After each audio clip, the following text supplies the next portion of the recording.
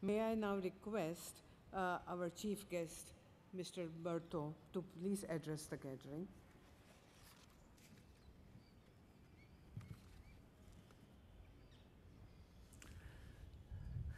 It is a great honor to have been invited to this ceremony.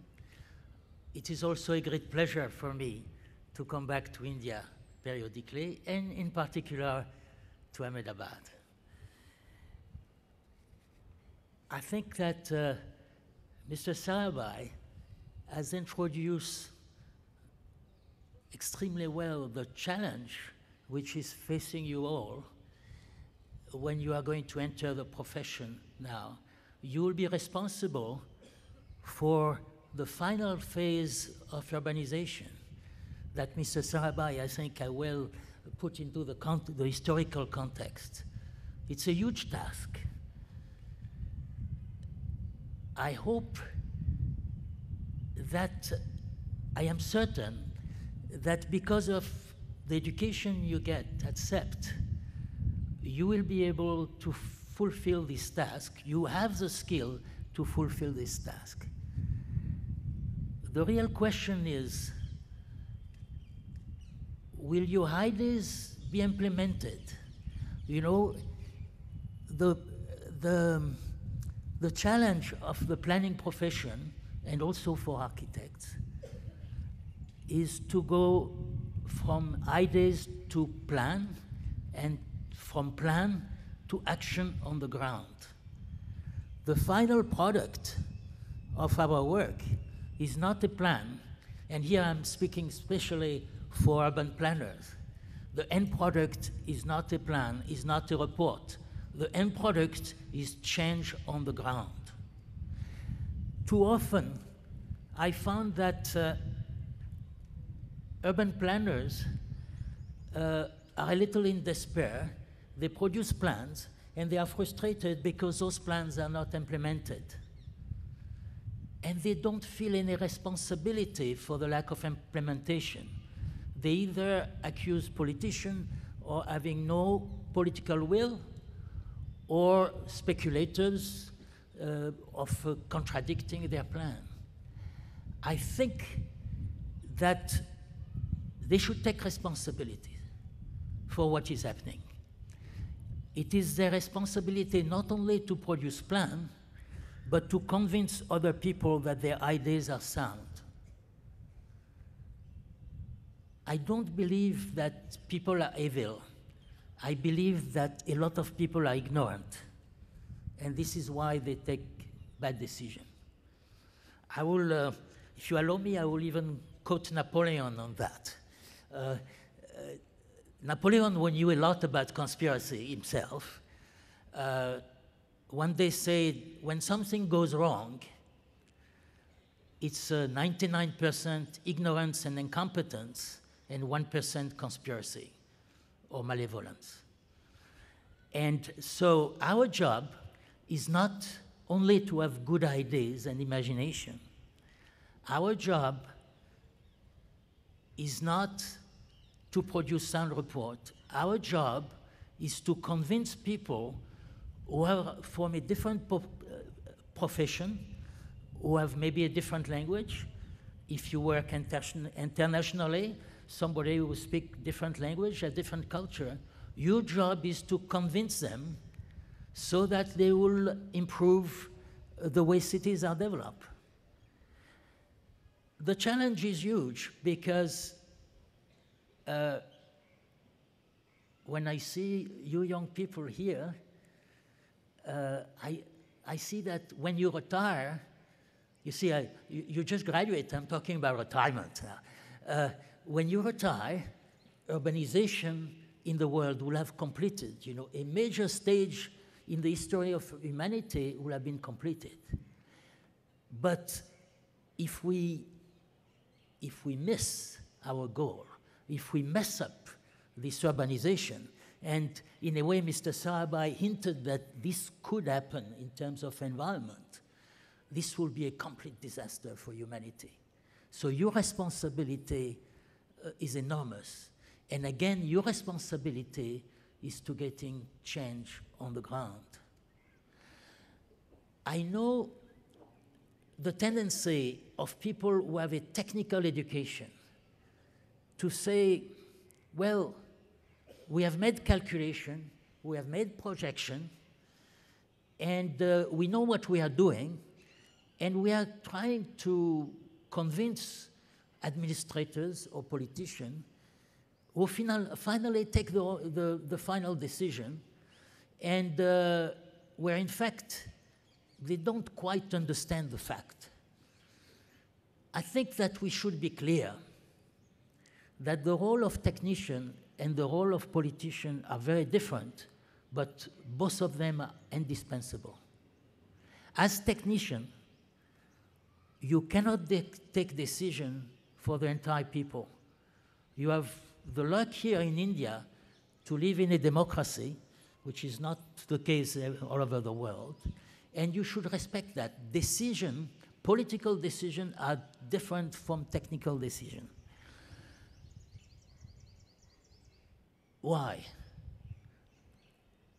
Science can help you to predict what will happen if you do something. For instance, you can say, if we build roads, we will open that many square kilometers of land for urbanization. And you could probably predict how many people are going to live there in this new urban area. You can also say, if we build a green belt, then the city could not expand, and therefore the people are going to consume less land, and density will increase. So this is scientific in a way, or should be based on science. However, the final decision, what is good and what is bad, is never given by science. Science can only tell you, if you do that, this is going to happen. Science has no way to decide what is good or bad.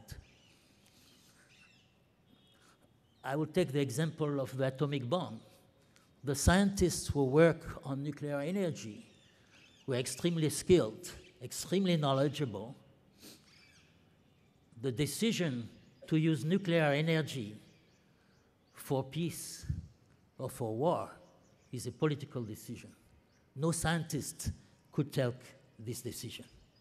And it is our responsibility as citizens, of course, to elect politicians who reflect our values. But do not confuse science and politics, and respect the politician, even if some of them, maybe, and living in the US, I know what I'm talking about, do not appear quite respectable. So our duty as citizen is to influence the system, but as citizen, it is very different. As urban planner, you are still subject to the decision of the politician, because the politician, establish priorities. Science cannot establish priorities. For instance, a country like China deliberately decided that lifting millions of people out of poverty had a priority over taking care of the environment. Whether it was a good decision or not, we don't quite know. But it was a political decision. It was a priority. Eventually now, they are putting much more emphasis on the environment. They realize that, but the sequence was important. And you could argue that maybe they took the right decision. That, the Chinese, for instance, used to say, when we talk about global warming, they say, it's important for us to become rich before it becomes warm. And so you see, this is a type of strategy which may be wrong, but that only politicians can take, because no science can give you those things. I want then to have just a look at urbanization, let's say in the next phase of this century. Most of my job, all my job, during my long career, has been to deal with expanding cities. And the main challenge was, if a city grew at 3% a year, for instance, how to find enough land, how to build enough sewer, how to find enough water in order to provide to those new inhabitants. At a certain point, some cities will stop growing, and some even will shrink. Others will grow enormously. For the first time I was aware of that, about 12 years ago, I was a consultant for the Russian government, and standard job, the development of Moscow and St. Petersburg. And then the Ministry of Planning approached me and said, could you help us on a very different subject? We are going to close 50 cities. Could you help us to do that? And I said, I've never done that. I didn't even know that you could close cities. And this, of course, comes from the demography of Russia, but not only that. Because of globalization, cities which have a good access to the global world are developing fast, and cities which have not found a role, which only role was to service agricultural area, those cities sometimes have lost their labor market. They have lost their employment possibility. So the fact that they have a large stock of housing, that they have, in the case of Russia, very often now a very decent infrastructure housing stock, if they do not have jobs, these have no value at all. Now, you will say again, Russia is an extreme example. Then I worked briefly in Japan, in a town of about 1 million people called Toyama, and I see that on the sidewalks are divided into 3 lanes. One is for pedestrian, one is for bicycle, and one is for wheelchairs. And so Japan again is at the beginning, but in Korea soon, and soon in China, we will have the same phenomenon. Decreasing fertility, and some cities will lose their raison d'etre. Now, on the other hand, China right now is planning clusters of cities, not anymore cities growing radioconcentrically, but clusters of cities that they are being planned for 120, 130 million people. So this is a conurbation which will link a labor market of 120 million people.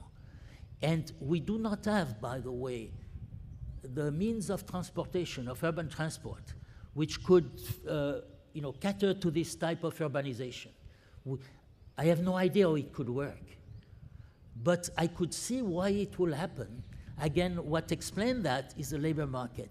A very large labor market like that will be much more efficient than many smaller ones which are distant from each other. This is a law of economics. So in a way, the Chinese, by the way, when they do that, they didn't decide, let us do clusters of 120 million. They already have those clusters. The Pearl River Delta, in the south of China, Hong Kong, Guangzhou, is already 65 million people. More and more, what were isolated cities, but close together, are becoming integrated in one big urban form. Again, here, we know this is coming, but we don't really know how to service that. A bit like at the end of the 19th century, when they were, the main means of transport in urban were horse carts, and people were very worried, how are we going to handle new urbanization? So we are a bit at this stage now. All this, by the way, Delhi, is becoming a cluster. Delhi anymore do not have the shape of a traditional city, monocentric with, a center and then suburbs and expanding. Delhi now is a cluster of cities, and you will see, all of you know, the transport problem that Delhi is facing, because this form of urbanization was never known before, and we don't know really how to handle it. However, again, Delhi has grown like that, not because planners decided, let us do a cluster. It has grown like that because of the economic efficiency of connecting a lot of very educated people and productive people together. And the larger is this group of people, the more productive, inventive they are. Now, I will conclude my talk by saying, look, you had here in CEPT a wonderful education. You have acquired a lot of skill, probably more than a lot of other planners in the world. However, when you tackle a new problem, do not be overconfident. What CEPT education gave you was the ability to solve problems. They didn't give you a recipe, a thing, models that you can transfer. You didn't learn models that you can transfer anywhere. Your ability is to solve problems. So when you tackle a new job in your profession, if you feel slightly incompetent, this is very good. This is very good. If you feel overconfident, if you say, this is easy, I know how to do it, this is not good. Now, I'm not telling you, when you go to your first job interview, to tell your employer, I feel slightly incompetent. Don't say that. But in the back of your mind, as soon as you start working, remember that. Feel slightly incompetent. Feel that you have to know better, that you have to solve problems, not just transfer ideas that you learned somewhere and put it again.